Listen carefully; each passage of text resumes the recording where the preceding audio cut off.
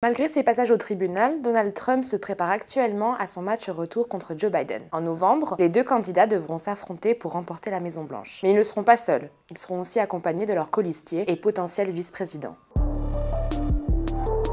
Sur les trois candidats les plus sérieux à la présidentielle, deux ont déjà annoncé leur choix. Pour Joe Biden, pas de suspense, il a décidé de conserver Kamala Harris, son actuelle vice-présidente, comme colistière pour sa réélection. Robert Kennedy Jr., l'indépendant, a lui choisi Nicole Shanahan, une avocate de la Silicon Valley. Il ne reste donc plus que Trump. L'ex-président a du choix au sein du parti républicain. Mais une fois sa décision prise, difficile de revenir en arrière. Il y a donc plusieurs critères à prendre en compte pour avoir le casting parfait. Le premier est de dire qu'il faut un binôme qui puisse lui rapporter quelque chose sur le plan électoral.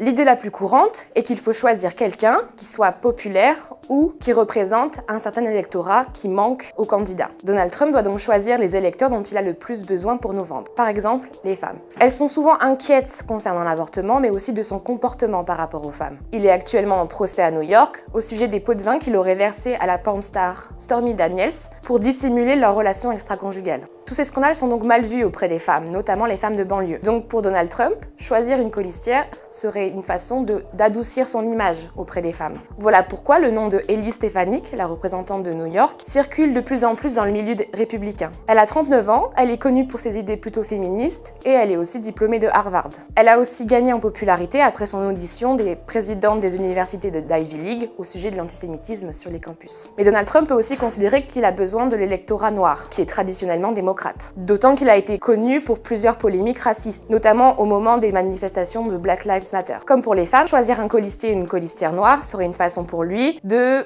paraître plus ouvert à la communauté noire. Un candidat en particulier qui pourrait émerger est Tim Scott, qui est le seul sénateur républicain noir aux États-Unis actuellement. Il a été son rival au début de la primaire républicaine, mais il a rapidement abandonné et maintenant il campagne très activement pour Trump. Deuxième critère, il lui faut quelqu'un de sérieux, c'est-à-dire quelqu'un qui a une certaine crédibilité en politique, notamment pour gommer l'aspect chaotique que certains électeurs, notamment indépendants ou modérés, lui reprochent. Il y a deux potentiels vice-présidents qui semblent alors plutôt crédibles. Kristi Noem, qui est la gouverneure de Dakota du Sud. Elle a une longue carrière en politique et elle est surtout connue pour être très efficace. Au Sénat, il y a Marco Rubio, de Floride. Il est aussi connu pour être l'un des sénateurs les plus actifs et les plus performants depuis plusieurs années. Il y est notamment depuis 2011. Donc Donald Trump cherchera probablement à prendre ces critères en compte lorsqu'il fera son choix. Mais il y en a un en particulier qui est le plus important, c'est la loyauté. Donald Trump ne veut pas d'un Mike Pence bis, son ex-vice-président qui a refusé de contester les résultats de l'élection de 2020. Aujourd'hui, on sait qu'il veut une femme ou un homme incapable de lui dire non. Quelqu'un qui sera là à ses côtés, quoi qu'il se passe et quoi qu'il en coûte. Parmi les noms qu'on a évoqués, quasiment tous sont connus pour être aujourd'hui très loyaux envers Trump. Même Ellie Stefanik et Marco Rubio qui au début ont été très critiques de l'ex-président. Mais